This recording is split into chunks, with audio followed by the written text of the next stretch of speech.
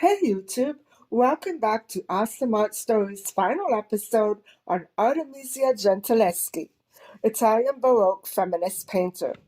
The focus of Awesome Art Stories is to look at the life and works of famous past artists who confronted issues similar to ours, to inspire motivation, resolve obstacles.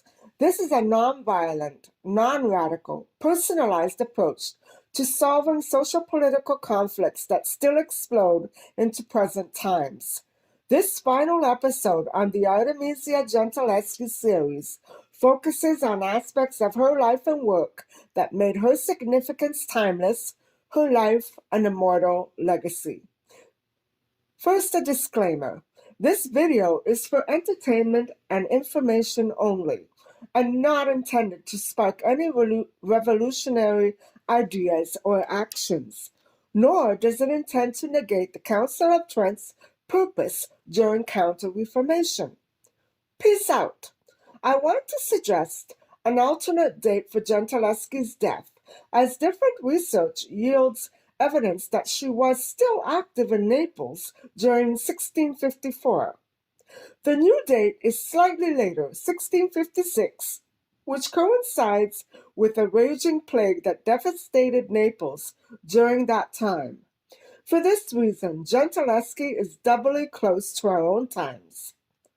For many reasons, this episode was extra hard to get through due to my late mother's past history and my own ongoing struggles with METOO and other abuses. I am dedicating this segment to my late mother, Grace, a talented amateur oil painter who refused to believe in herself, and to all other women whose voices are still yet to be heard. It is only now that I realize how valiantly my mother tried to fight the Me Too battle during her final years, and I regret that I was not more aware or more appreciative of that fact during her lifetime. Young people must always remember that other women can also be just as big a part of this problem. Both genders actively engage in the spread of this violence. Stop being fooled by media. What would Gentileschi say to us today? I can sum that up in one word. Believe. She would tell us to believe in ourselves. What do you think of art in such radical times? Please comment below.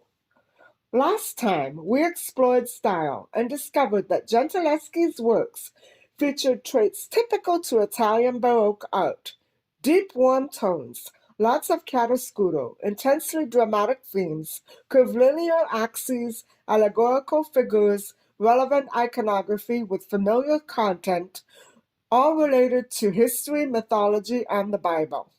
We also discovered that the chaotic, dramatic narratives surrounding past figures pertain to Gentileschi's personal life experiences.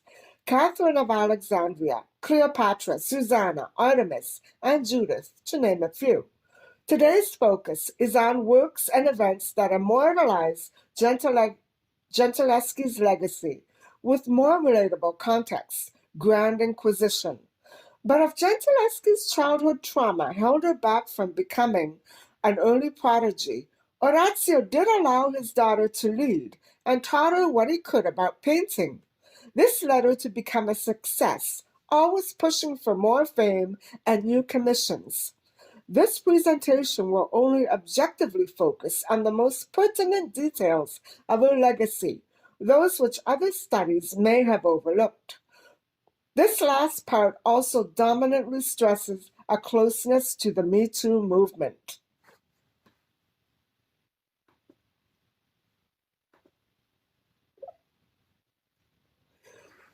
Artemesia Gentileschi amidst Grand Inquisition, conflict and turmoil.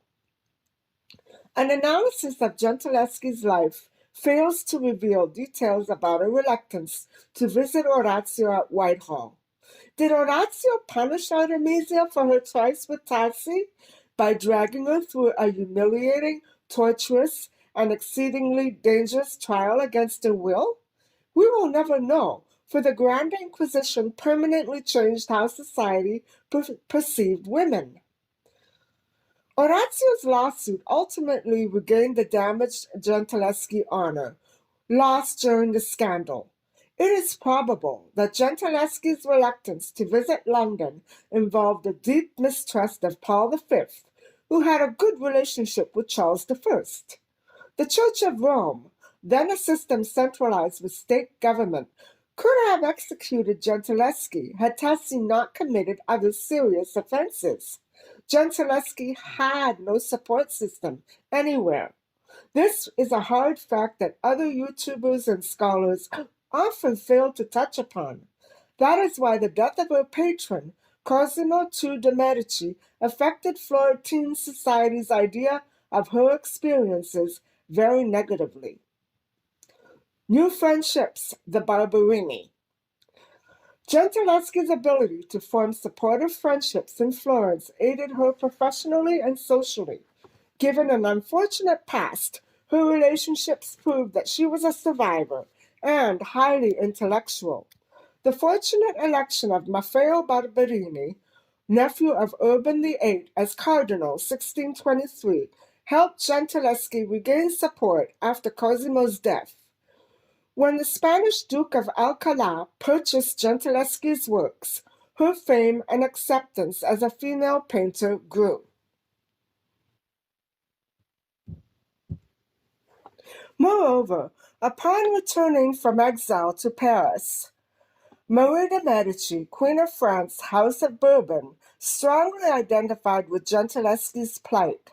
For political reasons, Marie de' Medici herself was a target of anti-feminist literature, which protested female leadership in Europe.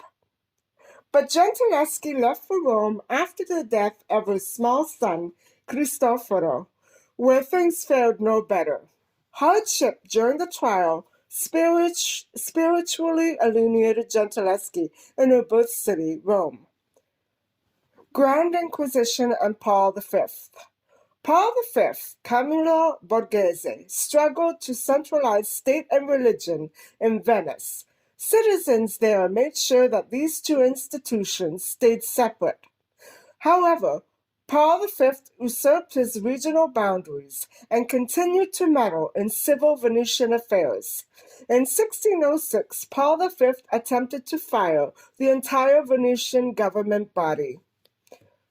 Paul V was also responsible for having Gentileschi physically and emotionally tortured throughout the trial. When the court convicted Tassi, he made sure that it was unnecessary to fulfill the whole sentence, provided that Tassi simply go into exile. VOUET, the Barberini and Science, 1620s. With the Barberini as patrons, Gentileschi received recognition and commissions. The Barberini introduced Gentileschi to scholar-patron Cassiano dal Pozzo, whose famous library included scientific and ancient Roman antiquities. Giovanna Garzoni, 1600 to 1670, was Gentileschi's contemporary and a favorite of noble Florentine society. This circle brought Gentileschi into contact with French artist Simon Vouet. Pozzo himself purchased Vouet's portrait of Gentileschi. The existence of such a social network clarifies that Gentileschi challenged the political oppression of Italian Baroque intellectual pursuits.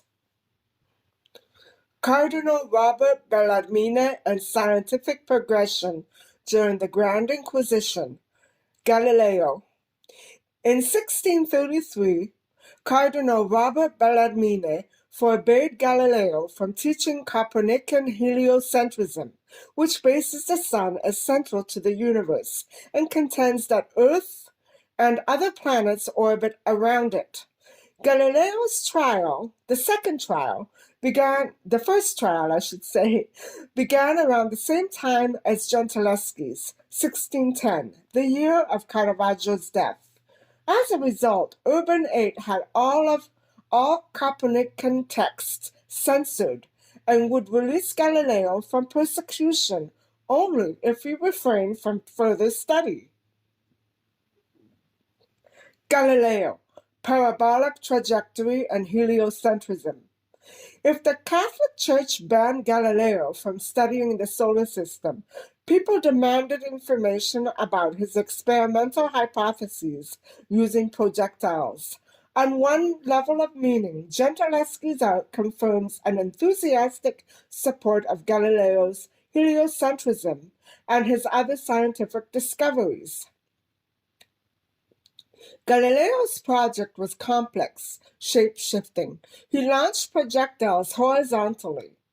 Balls followed a trajectory longitudinal direction with horizontal speed, vertical acceleration starting at 0. Galileo described the trajectory as parabolic, with a set of points in a plane equally distant from a stable line and a fixed point in a relative two-dimensional parallel plane or orbit. One equation defines Galileo's theory as y squared equals 2 pi x or y squared equals 2 pi y. A personal METOO revolution. Judith. Gentileschi's work focuses not only on historical, mythological, and biblical females, but message itself. Message itself, like Earth, evolves around women in an unrelenting attempt to elevate the status of female artists. In this respect, drama mimics heliocentrism. Gentileschi layers meanings in familiar allegory. Through drama, Judith demonstrates Galileo's parabolic trajectory theory. Apart from graphic violence, Judith becomes goddess. A tiny, cameo-shaped charm alludes to Artemis, savior of women. Politics and art during Counter-Reformation. The Martyr. Self-portrait as St. Catherine of Alexandria. The artist leaves little to a spectator's imagination as to how she might have been alternately portrayed and perceived by lawmakers. St. Catherine tilts her head pleadingly toward the viewer, displaying graceful, healed hands and fingers as they clutch the true instrument of Gentileschi's pain, the wheel. The wheel was used to crush Gentileschi's fingers during the trial. In this portrait, wearing a martyr's crown, Gentileschi transitions into saint. This is the spirit that defines the timelessness of her legacy. Stargazing in Danae and Judith and her maidservant. On other levels, delivered in true Baroque style, Gentileschi captures her own unease on canvas.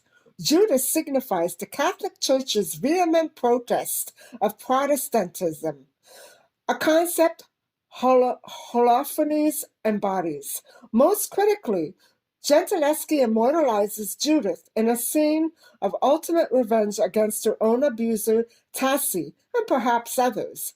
The allusion to Galileo's stargazing as golden coins drop in Danae is an allegorical reference to Galileo's newly discovered 4 moons and their psychological link to the female psyche in tumultuous love. A love-struck goddess lounges in rumpled bedsheets after a tryst with Zeus. Wrinkled sheets, folded fabrics, and fallen coins convey a Baroque assortment of varied texture, as discovered to exist in galaxies. In each of these works, chaos empowers. This is the real spirit that keeps the energy of Gentileschi's legacy alive. These are the paintings that rocket Gentileschi to fame and define her purpose as an artist. Politics during Counter-Reformation, a ban on scientific discovery. After building his own telescope, Galileo saw that the moon contains mountains, canyons, and hills like Earth. When Galileo examined Jupiter, he saw 4 stars, or moons, orbit around it, and named them Io, Europa, Ganymede, and Callisto. Galileo's discovery validates the Copernicus and Kepler's theory. Celestial objects do not evolve around the Earth. Rather, they evolve around the Sun. Additionally, Galileo proposes that the moon reflects light from the sun. This finding is especially apparent in Gentileschi's Judith and her maidservant. In March 1610, Galileo published his findings in Siderius Nuncius. Orazio and Artemesia Gentileschi, 1638, a commission for King Charles I and Queen Henrietta Maria, Whitehall Court. Gentileschi's stay in London brings us to another part of her mysterious allure. In 1638, Charles Stuart I invited Gentileschi to join her father Orazio at Whitehall Court. Gentileschi had refused the invitation several times, but finally relented, likely due to patronage by his own wife, Henrietta Marie. Gentileschi ultimately collaborated with her father on An Allegory of Peace and the Arts under the English Crown, an allegorical painting for Henrietta's Greenwich residence, a quadratura fresco. Naples, May 26, 1656. Bubonic plague strikes St. Andrea at port of Barletta. Although the ship left Barletta port without landing, it was already too late to stop the disease's spread, which steadily increased until the following June. The bubonic plague claimed approximately 1,250,000 lives in total. Among those dead was Artemesia Gentileschi. Artemesia Gentileschi, Italian Baroque feminist painter, dead in 1656. Orazio Gentileschi died in London, 1639, at 75. Recently, Gentileschi's signature was discovered beneath a layer of David and Goliath, dated 1639. Gentileschi is rumored to have returned to Naples before 1650 and was still active in 1654 with her assistant Onofrio Palumbo. Gentileschi died in 1656 of causes likely related to the plague. Gentileschi rests in Naples at Chiesa di San Giovanni Battista dei Fiorentini, not to be confused with the church in Rione Ponte, Rome. Tragically, her plot was destroyed in World War II, and her epitaph remains a mystery. Artemesia Gentileschi, Similar Stories, Imagination and Reality. Nathaniel Hawthorne's inspiration for the literary Scarlet Letter character, Hester Prynne, was the real American Elizabeth Payne. Payne was acquitted of infanticide, but charges of negligence stuck. Prynne, who lives in a fictional socialist community, similarly portrays the outcast. Payne's epitaph mentions Hester Prynne. So said Hester Prynne, and glanced her sad eyes downward at the Scarlet Letter, and after many, many years, a new grave was delved near an old and sunken one in that burial ground beside which King's Chapel has since been built.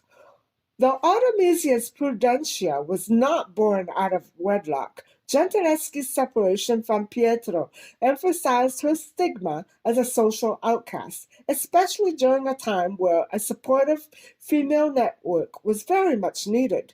Socialists and unbelievably high society women rarely sympathized with Gentileschi's plight.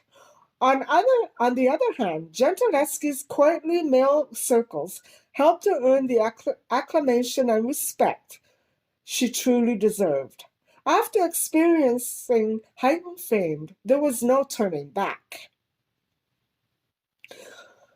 Therefore, this review of the most influential aspects of Gentileschi's life and legacy concludes that Cosimo II, the Barberini, and Queen Henrietta Marie were the supportive allies of this uniquely haunting, troubled Renaissance female artist.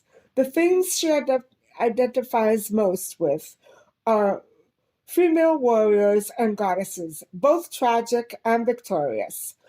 Gentileschi's St. Catherine defiantly takes back strength the magistrates took from her hands under torture. St. Catherine displays perfectly healed fingers as she holds the wheeled instrument of her torture and wears a crown of thorns.